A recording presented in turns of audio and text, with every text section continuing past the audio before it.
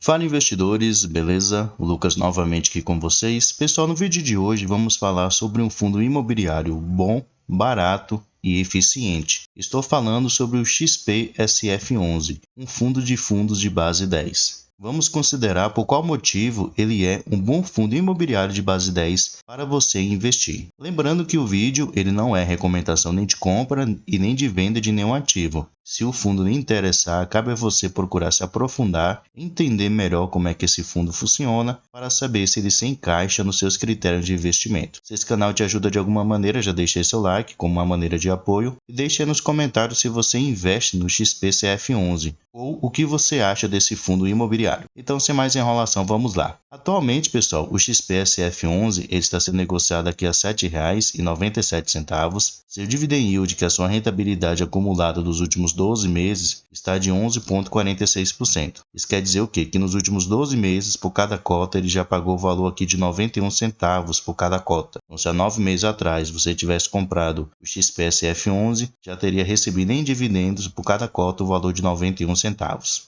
Levando em consideração os últimos 12 meses, ele está com uma valorização aqui de 3%. Graficamente olhando aqui, podemos ver o seu gráfico dos últimos 5 anos. Antes da crise mundial de saúde, ele estava ali na faixa dos R$ 9,50, R$ 9,70, até no máximo R$ 10. Ele caiu bastante, porém agora ele tem se recuperado aos pouquinhos. Ele se valorizou bastante desde o mês de abril até o mês aqui de agosto. Ele está fazendo uma correção do seu preço agora, provavelmente tem a possibilidade aí dele continuar subindo o seu preço de cotação. Se descermos um pouquinho aqui, podemos ver o seguinte, que seu valor patrimonial por cota, o que poderíamos considerar como seu preço justo, é os R$ 8,77, mas como vimos lá em cima, está sendo negociado a R$ 7,97, então bem abaixo do que seria o seu preço justo. Atualmente, seu P sobre VP está de 0,91, então ele está com desconto de 9%. Atualmente tem um patrimônio de 397 milhões de reais, então é um fundo pequeno, porém fundo de fundos bons são fundos pequenos, não muito grandes, já que o fundo ele consegue assim fazer um bom giro da sua carteira de investimentos. Ele tem aqui um caixa interessante de 28 milhões de reais, então tem um bom caixa para ele fazer aí futuros investimentos, futuras aquisições de cotas de outros fundos imobiliários. Ele conta aqui com um pouco mais de 52 mil cotistas e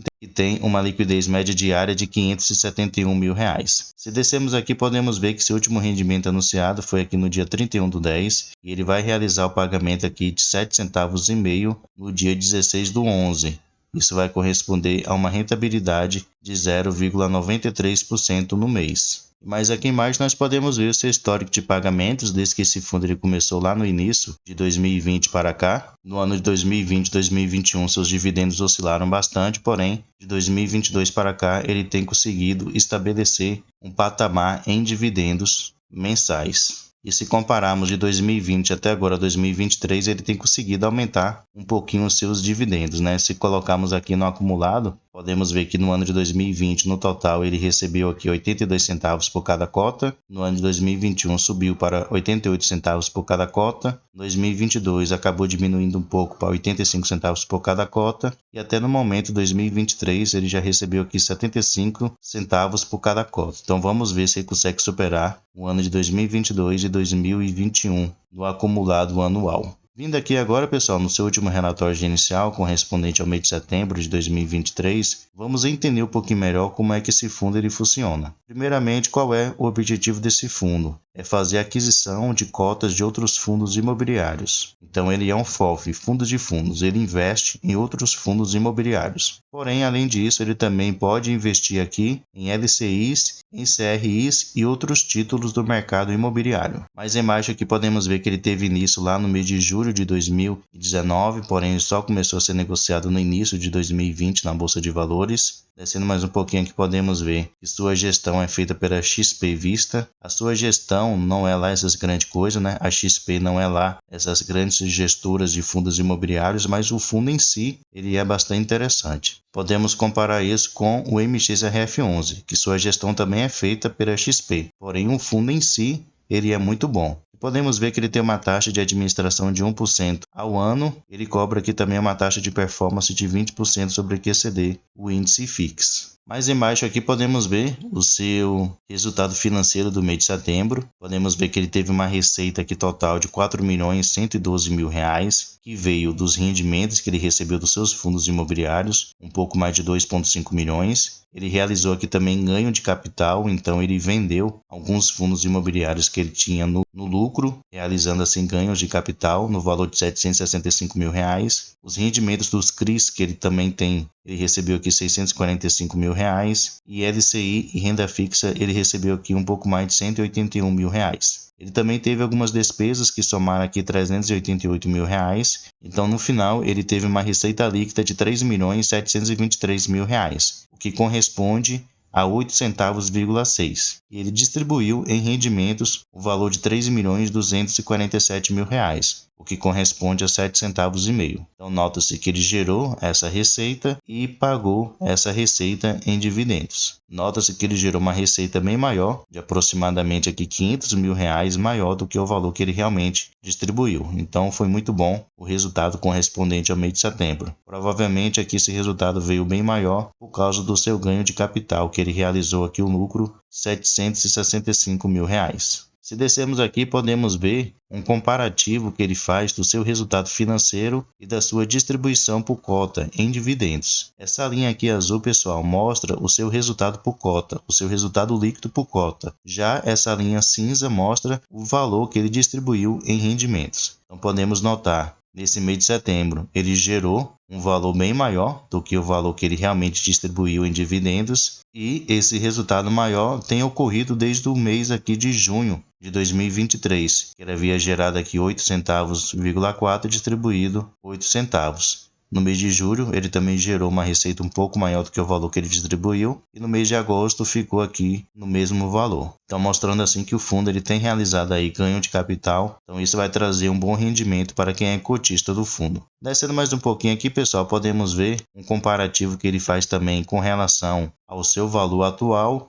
e o seu valor patrimonial. Então, como vimos, atualmente o XPSF11 está sendo negociado na faixa dos R$ 8,00. Na época que esse relatório saiu, ele estava sendo negociado aqui na faixa dos R$ 8,25, lá no dia 29 de setembro. Porém, agora, como já observamos, ele está sendo negociado aqui a R$ 7,97, então abaixo desse valor aqui dos R$ 8,25. E ele fazendo comparativo aqui, ele mostra que para o fundo ele atingir o seu valor patrimonial, o que seria o seu preço justo de R$ 9,46, ele pode ainda se valorizar aproximadamente aqui 14,7%. Como o seu preço diminuiu, se compararmos aqui com o mês de setembro, então essa valorização pode passar aqui dos 15%, o que é interessante, né? Além de você ganhar os rendimentos mensais do fundo, você pode ganhar também com uma possível valorização do fundo. Não quer dizer que vá acontecer necessariamente, né? Porém, devemos levar em consideração que os fundos imobiliários têm a tendência a serem negociados próximo do seu preço justo, o que não é diferente do XPSF11, já que ele está assim com desconto, tem aí uma grande possibilidade dele vir a ser negociado próximo dos R$ 9,46. Aqui podemos entender um pouquinho melhor, pessoal, como é que está a alocação do seu portfólio atual. Então, 83% de todo o seu patrimônio está investidos em outros fundos imobiliários. Ele também tem aqui 13% do seu patrimônio investidos em CRIs, os certificados de recebíveis imobiliários, e 4% está disponível em caixa e na renda fixa. Aqui podemos ver também as estratégias que ele usa correspondente aos seus fundos imobiliários. Aqui podemos ver que 67% dos seus fundos imobiliários têm a estratégia de renda, então são fundos que ele não tem a pretensão de vender no futuro, ele quer realmente ganhar com a renda, no caso com os rendimentos que esses fundos vão pagar mensalmente. Porém, o restante, 30% dos seus fundos imobiliários, ele tem como estratégia aqui o ganho de capital. Então, ele compra no valor para futuramente vender em outro valor, ganhando assim com a sua valorização. Aqui podemos ver também o segmento dos seus fundos imobiliários. 32% dos fundos que atualmente o XPSF11 ele investe são do segmento de CRIs, no caso, fundos de papel. Ele tem aqui com 15% fundos de escritório e de logística, logística e com 7% fundos de shopping. E algumas outras pequenas posições em fundos de desenvolvimento, fundos híbridos e assim por diante. Porém, suas maiores posições está em fundos de papel, fundos de escritórios e fundos de logística. Aproximadamente aí 65, 60 e poucos por cento está em fundos de tijolo de segmentos diferentes. Descendo mais um pouquinho aqui, pessoal, nós podemos ver algumas movimentações que o fundo ele realizou nesse mês de setembro. Algumas vendas e algumas compras que ele realizou. Então podemos ver aqui que ele vendeu